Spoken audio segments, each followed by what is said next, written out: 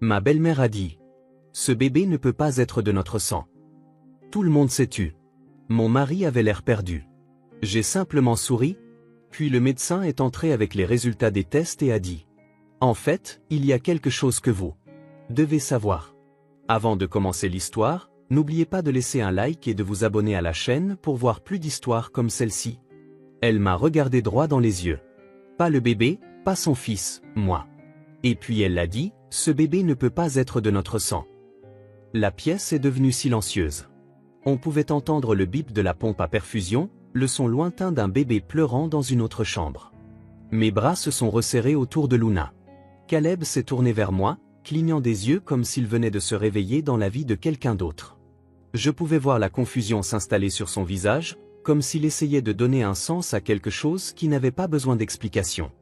Mais moi, j'ai juste souri. Pas le genre de sourire qui dit « je vais bien ». Non, le genre qui dit « je vois exactement ce que tu fais, et je ne tomberai pas dans le panneau cette fois ». Parce que ce qu'elle ne savait pas, ce que personne dans cette pièce ne savait, c'est que j'avais déjà pris des mesures. Je connaissais déjà la vérité, et ce n'était pas celle à laquelle elle s'attendait. Puis la porte s'est ouverte et Anne est entrée, la docteure, tenant un dossier Manille contenant les résultats d'analyse. Et elle a dit, en fait, il y a quelque chose que vous devez savoir. Quand Caleb et moi nous sommes rencontrés, nous n'étions que deux étudiants fauchés partageant une table de bibliothèque à l'université du Michigan. Il avait cette énergie nerveuse, tapotant toujours ses doigts sur le bureau comme si ses pensées allaient trop vite pour que sa bouche puisse suivre. J'étais l'opposé, observatrice, prudente, le genre de personne qui reste assise en silence jusqu'à ce que quelque chose d'important doive être dit.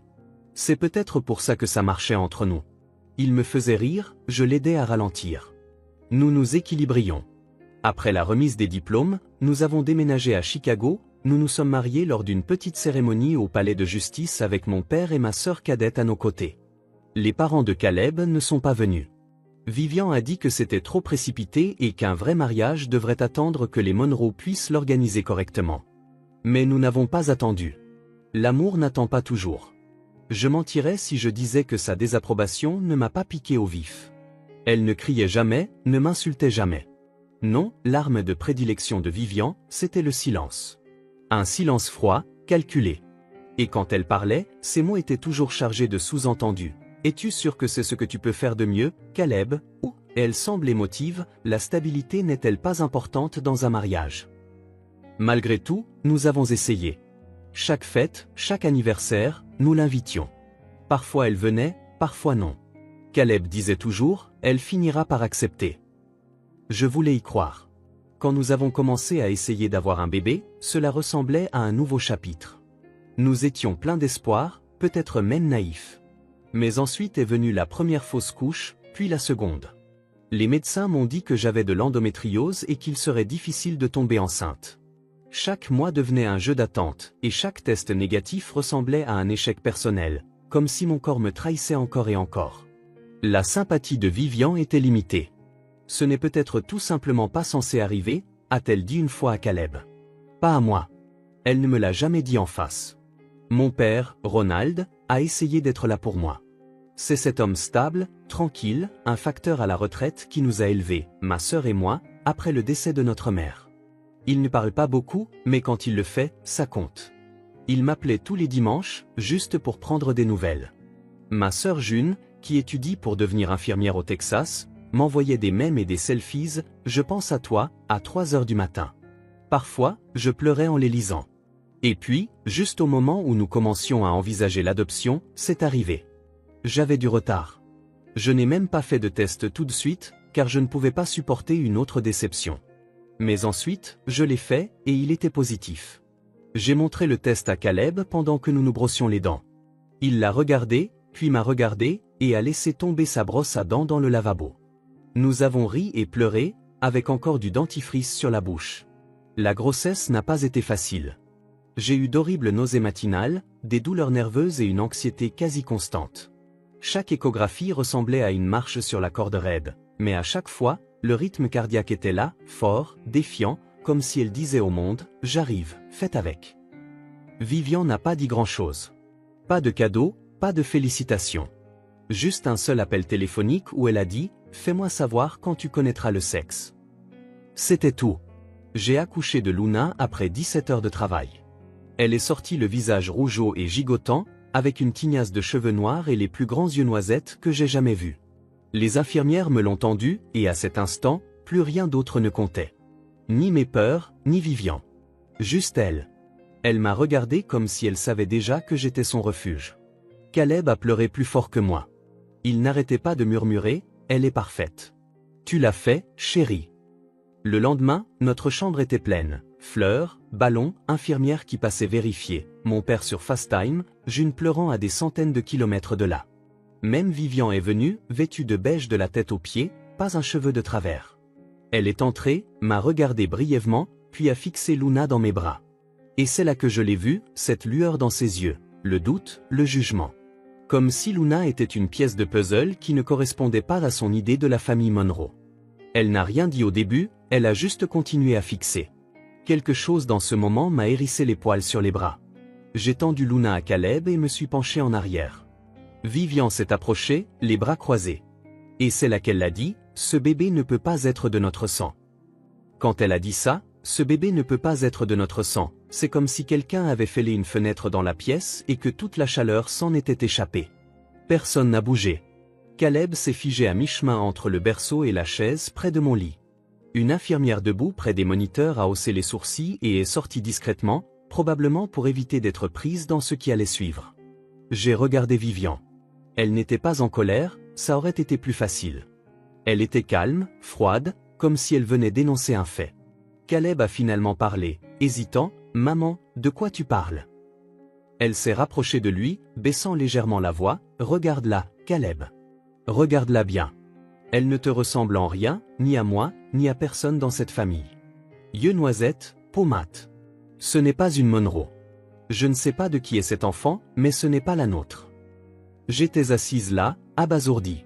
Non pas parce qu'elle remettait en question l'apparence du bébé, je m'attendais à une sorte de commentaire de sa part.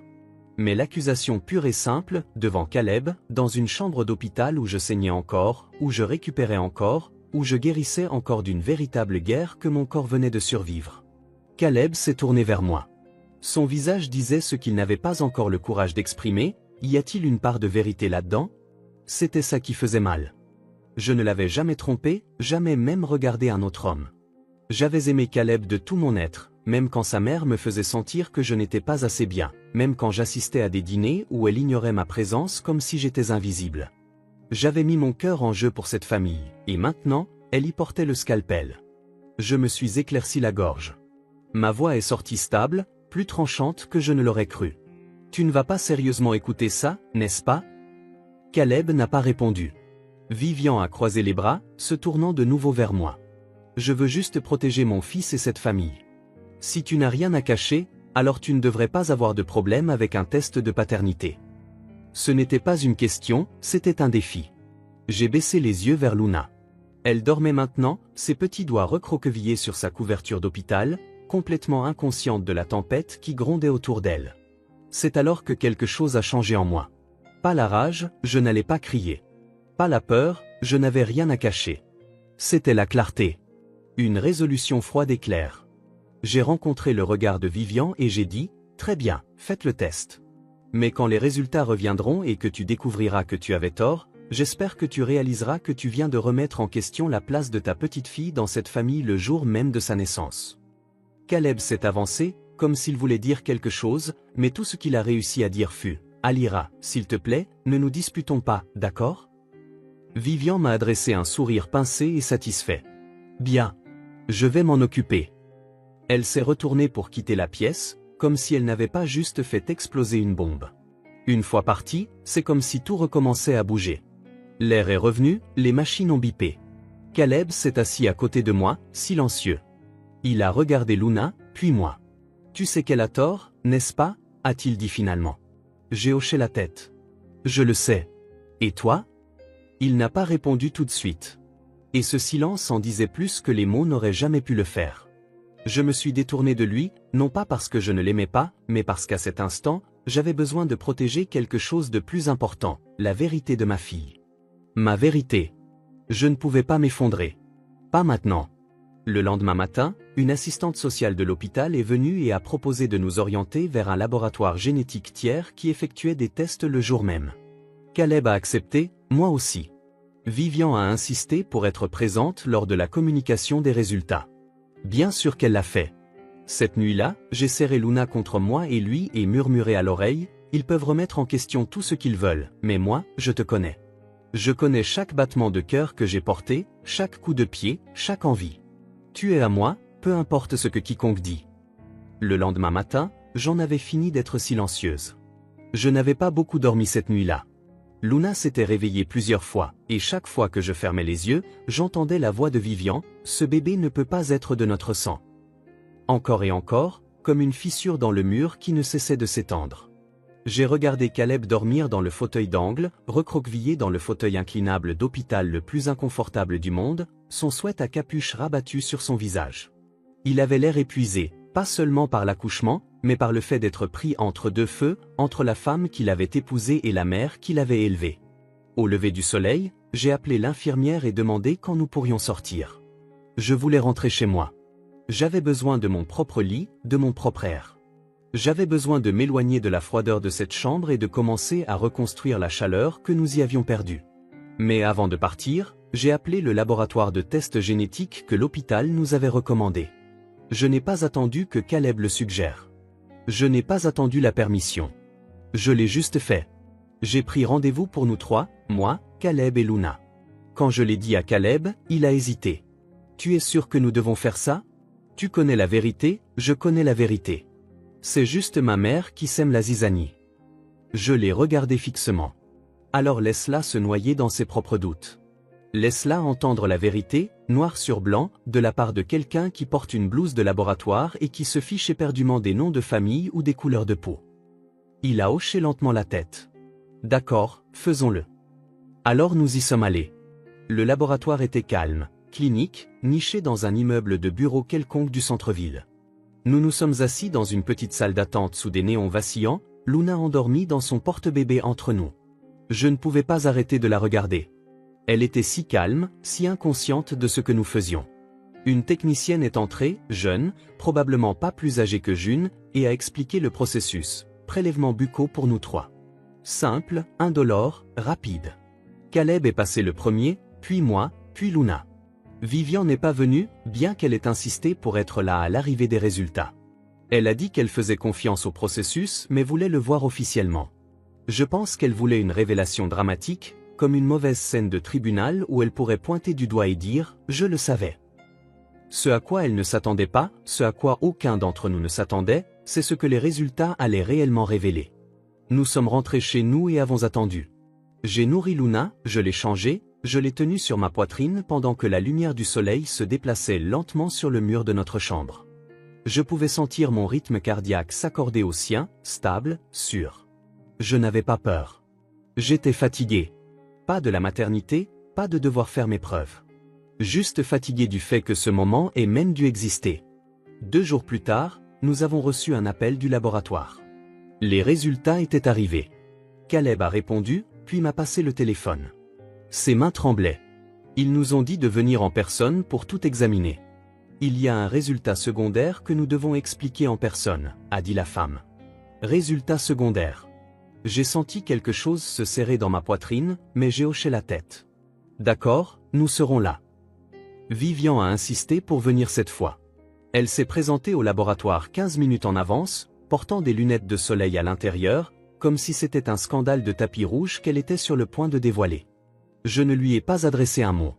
Caleb lui a fait une demi-accolade par habitude, et nous sommes tous entrés. La même technicienne nous a accueillis, rejointe cette fois par une conseillère en génétique. Ce détail à lui seul m'a donné des frissons.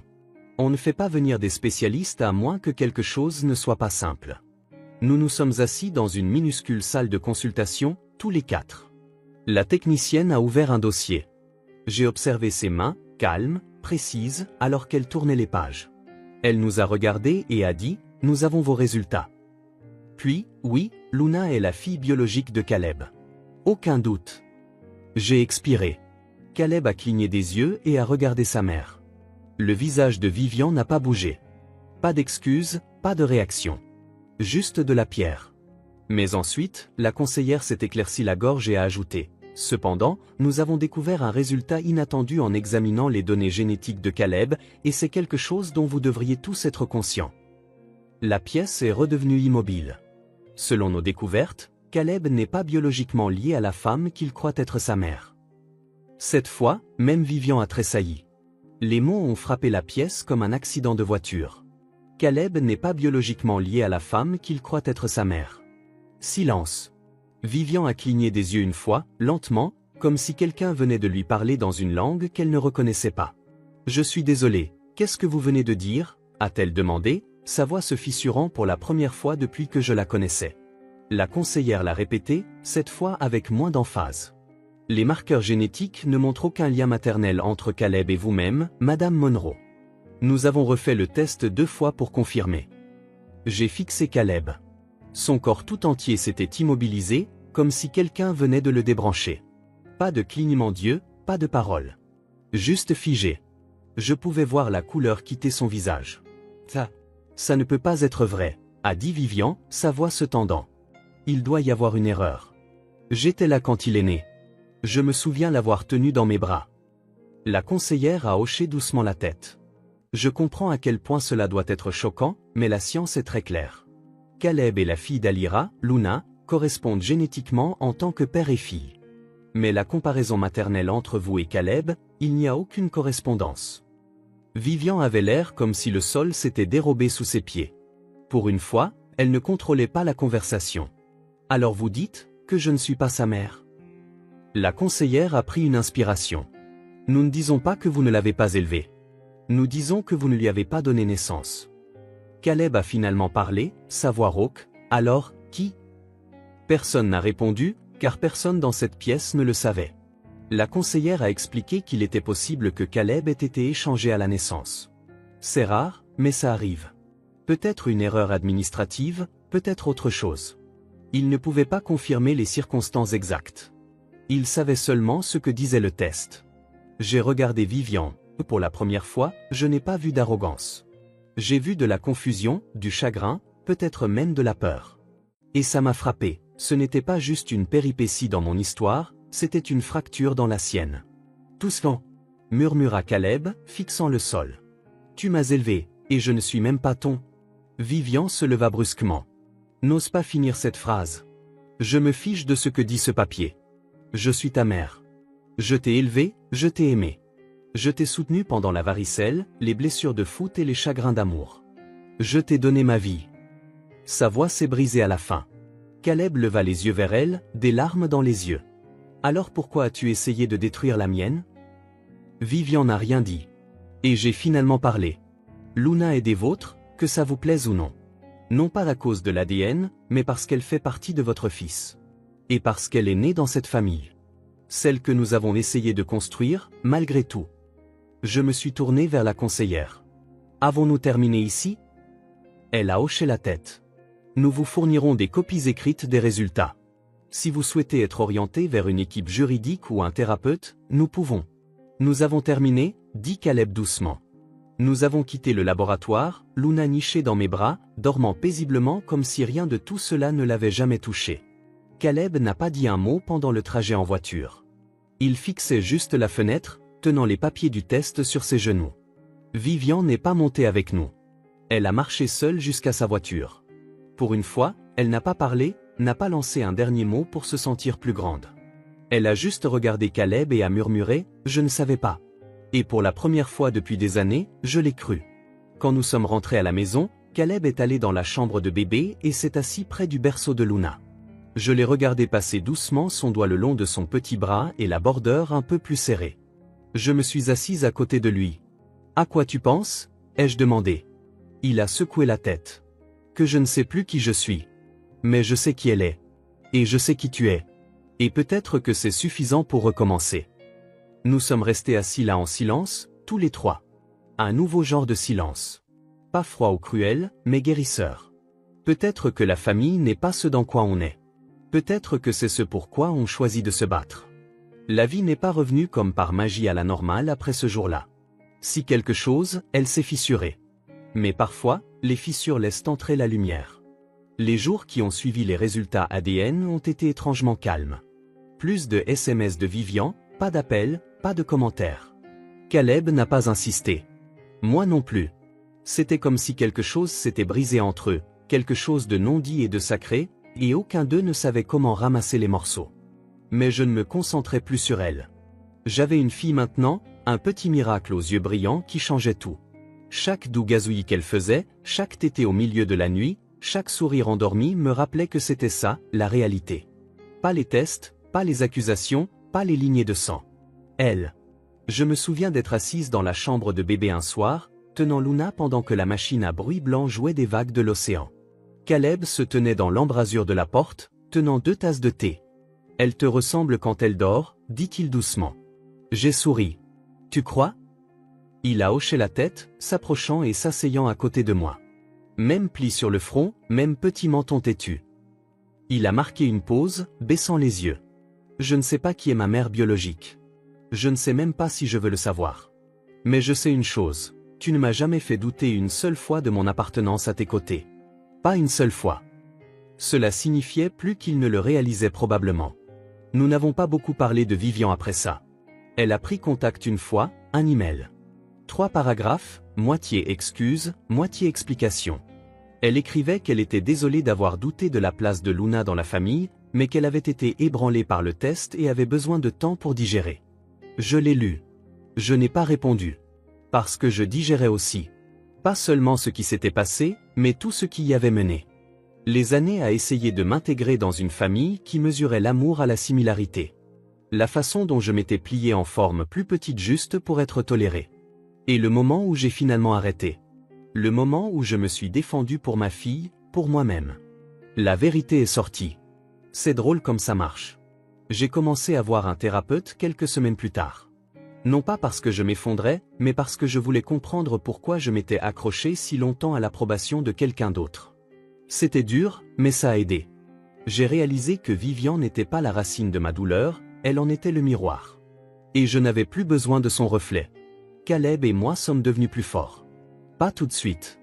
Il y a eu de longues discussions à 2 heures du matin, des dîners tranquilles avec plus de silence que de mots, et des moments où le poids de tout a failli nous séparer. Mais nous nous sommes choisis l'un l'autre, encore et encore. Jour après jour. C'est ça, l'amour, en réalité. Pas seulement les papillons dans le ventre, mais la reconstruction. Mon père a pris l'avion pour rencontrer Luna quand elle avait 3 mois. Il l'a tenue dans ses grandes mains calleuses comme si elle était la chose la plus délicate qu'il ait jamais touchée. Elle a tes yeux, ma grande, a-t-il dit. Et ton feu intérieur. June nous a envoyé un album de scrapbooking qu'elle avait fait à la main, plein de photos, de notes et d'affirmations. Sur la couverture, elle avait écrit « La famille, ce n'est pas le sang, c'est la preuve ». Je l'ai accroché au mur de la chambre de bébé. Vivian n'a pas revu Luna. Peut-être un jour, peut-être pas. Mais je ne perds pas le sommeil à cause de ça. Parce que maintenant je sais. On n'a pas besoin de l'approbation de quelqu'un pour être entier. On n'a pas besoin de leur permission pour aimer, pour être parent, pour protéger. On a juste besoin de vérité, de cœur, et du courage de tenir bon, même quand votre monde bascule. Et c'est ce que Luna m'a donné, dès son arrivée. Elle m'a donné une raison d'arrêter de me faire toute petite. Je la regarde maintenant, une main toujours crispée sur sa couverture, ses yeux noisettes brillants explorant tout. Et je ressens une sorte de paix que je ne pensais jamais mériter. C'est ma famille. Elle n'est pas parfaite, elle n'est pas traditionnelle, mais elle est à nous. Et personne ne peut me l'enlever. Si cette histoire vous a touché, même juste un peu, j'aimerais connaître vos pensées. Avez-vous déjà dû défendre votre vérité quand personne d'autre ne vous croyait? Laissez un commentaire ci-dessous, je les lis tous. Et si vous avez ressenti quelque chose en écoutant, si cela vous a rappelé votre propre parcours ou vous a donné une nouvelle façon de voir la famille, s'il vous plaît, donnez un pouce bleu à la vidéo. Ça aide plus que vous ne l'imaginez. Partagez-la avec quelqu'un qui a besoin d'entendre que le sang n'est pas la seule chose qui fait une famille. Et si vous êtes nouveau ici ou juste de passage, cliquez sur le bouton d'abonnement. J'ai d'autres histoires à venir, des vraies, des brutes, sur l'amour, l'identité, la maternité, la guérison et les magnifiques et désordonnées façons dont la vie nous surprend. Merci d'avoir regardé, et rappelez-vous, votre vérité n'est jamais quelque chose dont il faut avoir honte.